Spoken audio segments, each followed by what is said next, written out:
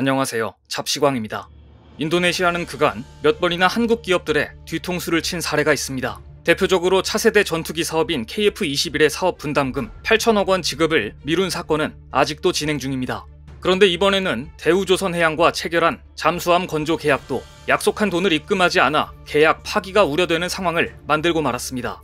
대우조선해양은 2019년 인도네시아 정부와 1조 3천억 원 규모의 2차 잠수함 건조 계약을 체결했습니다. 대우조선해양은 이 잠수함 건조 작업을 위해 독일 지멘스와 약 789억 원에 달하는 추진 전동기 3세트 구매 계약도 했습니다.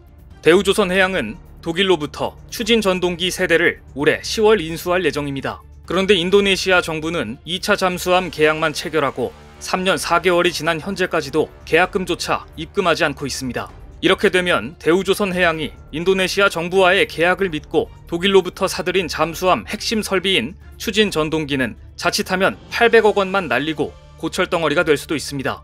대우조선으로서는 억울합니다. 잠수함 건조와 같이 복잡한 공정이 필요할 경우 제품 납기 일정을 맞추기 위해 필요한 자재를 조기 발주하는 경우도 있는데 바로 독일로부터 사들인 추진 전동기가 그런 사례입니다. 즉 대우조선해양은 인도네시아에 약속한 납기 일정을 맞추기 위해 돈을 들여 장비 선발주를 넣은 것입니다. 하지만 3년 4개월이 지나도록 인도네시아는 계약금조차 보내지 않았으며 잠수함 건조 계약을 취소하겠다는 통보도 하지 않고 있습니다. 한마디로 한국 기업에 민폐만 끼치며 시간을 끄는 중입니다. 인도네시아가 그간 보여준 태도는 소탐대실, 즉 작은 것을 아끼려다가 큰 것을 잃는다는 것입니다. 인도네시아는 적은 돈을 아끼려다가 해외 기업들과 진행 중인 다양한 사업에서 신뢰를 잃어왔습니다. 그런데 이제 더 이상 한국 기업들의 뒤통수를 치기 어려워 보입니다. 최근 인도네시아는 적은 돈을 아끼려고 일본을 믿었다가 대형 참사가 발생했기 때문입니다. 2022년 8월 28일 인도네시아 마카사르 해협에서 인도네시아의 화물선이 전복돼 11명이 실종되는 사고가 발생했습니다. 화물선 트만 니아가호는 시멘트를 싣고 술라웨시 남부의 한 항구로 향하고 있었는데 도중에 높은 파도를 만나자 배가 뒤집히는 사고가 발생한 것입니다. 약 1만 7천 개의 섬으로 이루어진 인도네시아에서는 배가 중요한 교통수단입니다. 하지만 인도네시아는 돈을 아끼기 위해 계속해서 노후화된 중고 선박을 사들여 운행하는 데다가 열악한 안전시설과 낮은 안전의식으로 해상 사고가 끊이지 않고 있습니다. 특히 이번에 사고가 난 마카사르 해협은 사고가 자주 발생하는 지역 중 한 곳이었습니다. 지난 5월에도 여객선이 침몰해 25명이 실종됐고 2009년에는 여객선 테라타이 프리마호 침몰 사고로 250명의 희생자를 내기도 했던 곳입니다. 이렇게 배가 중요한 운송수단이라면 돈을 아끼려 하기보다는 국민들의 안전을 고려해 좋은 배를 운용해야 함에도 불구하고 인도네시아는 그런 점을 고려하지 않다가 인명피해만 키우는 일을 반복하고 있습니다. 이번 사고도 마찬가지였습니다. 사고를 낸 트만 니아가호는 1990년 일본 아즈미 조선건설에서 제작된 화물선이었습니다. 일본에서 제작된 화물선은 그동안 바다에서 여러 차례 크고 작은 사고를 일으키면서 안전성 문제가 늘 제기되어 왔습니다. 트만 니아가호 역시 원래 일본 선사가 운영하던 배였는데 인도네시아가 저렴하다는 이유로 중고로 매입했던 것입니다. 32년이나 된 일본 중고 화물선은 암초나 다른 배에 충돌한 것도 아니고 단지 높은 파도를 만나자 전복되어 버리는 최악의 사고를 내고 말았습니다. 이처럼 일본산 선박들이 끊임없이 사고를 일으키자 글로벌 선주들은 이제 한국 조선사에 줄을 서고 있습니다. 한국 조선업계는 7월에도 세계 선박 발주 1위 실적을 유지했습니다. 최근 글로벌 선주들이 고부가가치 선박, 친환경 선박 구입 비중을 늘리면서 경쟁 우위에 있는 한국 조선업계에 주문이 쏟아지는 상황입니다. 7월 한 달간 한국은 전 세계 선박 발주량 중 55%를 수주했는데 특히 세계 LNG 운반선 발주 물량의 전량을 한국이 수주했고 친환경 선박 발주 물량의 81%를 한국이 가져가면서 독보적 1위 실적을 달리고 있는 중입니다. 한국 조선사의 7월 수주 잔량은 3,586만 톤으로 작년 같은 기간에 비해 26% 증가했는데 같은 기간 중국은 12% 증가했고 반면 일본의 수주량은 13%나 급감해버렸습니다. 최근 압도적인 한국 조선업의 기술력은 노르웨이 에퀴노르의 러브콜에서도 알 수 있습니다. 노르웨이의 대표적인 에너지 국영기업 에퀴노르는 최근 한국에 다각도로 사업 제안을 하고 있는데요. 에퀴노르는 북해에서 석유와 천연가스를 생산하는 에너지 기업으로 노르웨이 GDP의 약 22%를 차지하고 있는 국영 기업입니다.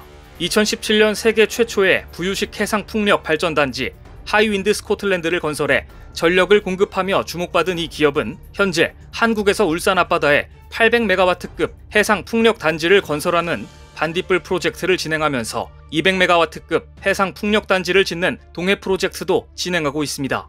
특히 2014년부터 현대중공업, 삼성중공업, 대우조선해양 등 한국 조선사들에게 해상 가스 생산 설비, 해양 플랜트 구조물 등을 발주해 왔는데 최근 에퀴노르의 캐나다 해양 플랜트 사업 역시 대우조선과 삼성중공업의 수주가 유력해지고 있습니다.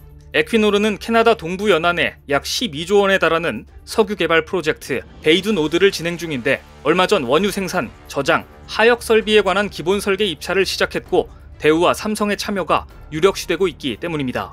캐나다의 베이두 노드 프로젝트는 거대한 해저 생산 단지와 새로 건조된 부유식 생산, 저장, 하역선을 특징으로 하는 프로젝트인데 한국의 대우조선해양과 삼성중공업은 이 프로젝트의 선체 작업을 담당할 것으로 보입니다.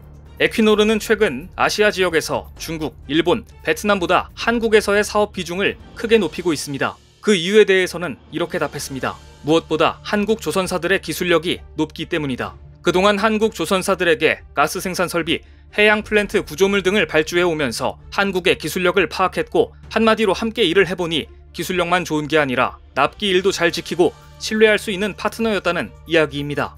한편 그동안 여러 차례 계약서만 쓰고 돈은 안 보내는 행동을 계속했던 인도네시아는 최근 조코 위도도 대통령이 직접 한국을 방문한 뒤 한국 기업들의 인도네시아 투자를 적극 지원하겠다며 바짝 다가서는 모습을 보이고 있습니다.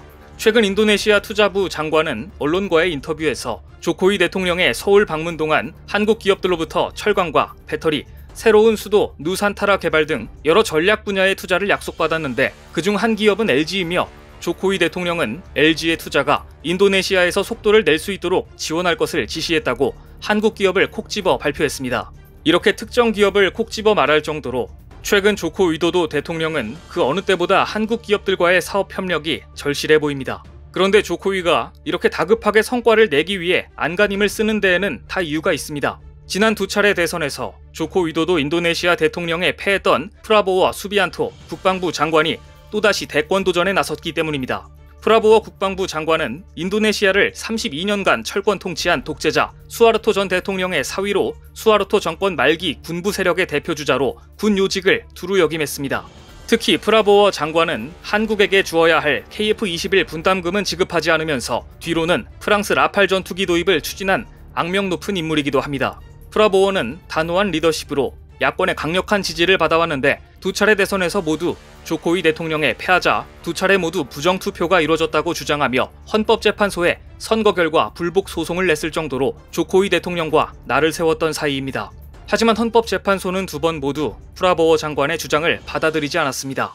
다만 이번 대선에서는 프라보워 장관의 당선 가능성이 상당히 높은 것으로 분석됩니다. 인도네시아 헌법상 조코위 대통령의 3연임이 불가능하기 때문입니다.